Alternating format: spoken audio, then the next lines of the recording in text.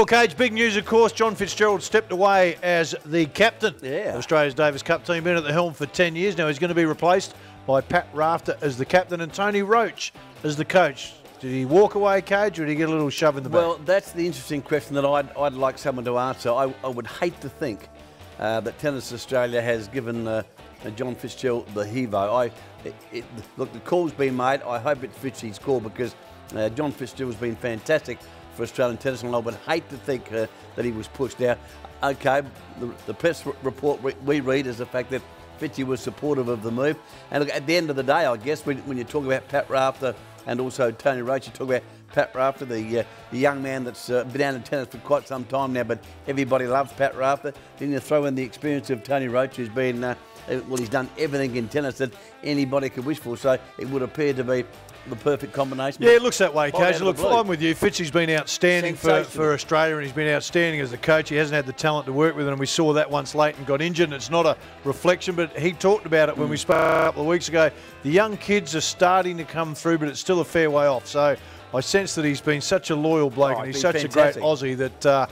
you know, and then you read into it that Leighton Hewitt's been happy with the changeover, so you'd suspect that it's gone down the right path, and you'd certainly hope that. Exactly right, and then you can see the other side of the ledger. Pat Rafter, of course, with the young kids coming through, they look up to Pat Rafter as someone they idolise, so that's got to have an impact on probably more youngsters coming through the system. So, look, if Fitzy wasn't pushed, it was Fitzy's decision. I'm all for it. I think it'll be, at the end of the day, it'll be a terrific appointment. Oh, absolutely. Look, I'm a big Pat Rafter fan. I love the way he went about his tennis and the type of person he was, and he's a terrific bloke when you get a chance to spend time with him. And Tony Roach, as you mentioned, can't go past his coaching record. So and experience. It is a perfect relationship right there to take Australia forward again with tennis. Well, we need to get back into the Group 1 for goodness sake. And, you know, hopefully Fitzy, if he wants to stay involved, I sense there's still some involvement for him if it's gone down the right track. Now, terrific. Quickly, Cage, the Port Adelaide Footy Club, are they going to be the one Port Adelaide Footy Club? Now, they're going to meet. Now, they met, of course, in February with their proposal to the SANFL. It got rejected.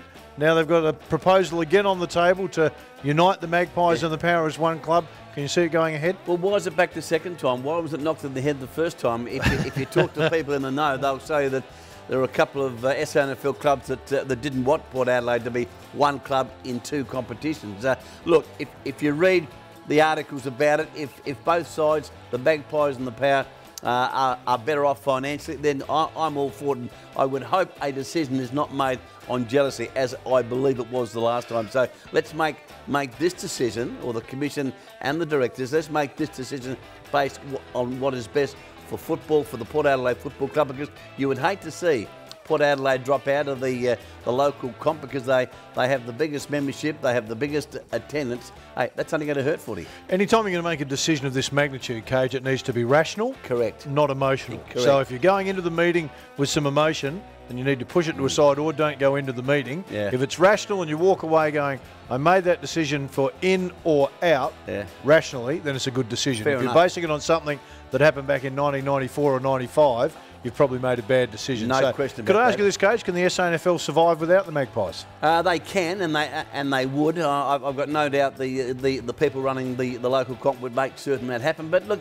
it just wouldn't be the same. The SANFL, the local comp, wouldn't be the same without the Magpies. As I said, they have the biggest membership, they have the greatest attendance. Why wouldn't you want them a part of the local comp? And on top of all that, if you're a West Adelaide or a Sturt supporter or a Norwood supporter, who do you want to beat most of all? The Magpies. You want to kick their bums so hard they can't sit down forever. Was it similar to, in some ways, to Woodville and West Torrens amalgamating? I mean, some people didn't want that to happen and said it wouldn't succeed, and that has been a success. So that's probably a little bit different in as much, generally, there were some people that didn't want West Torrens to lose their identity.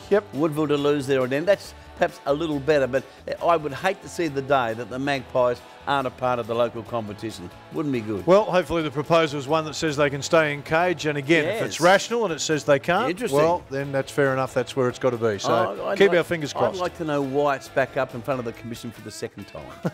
Interesting.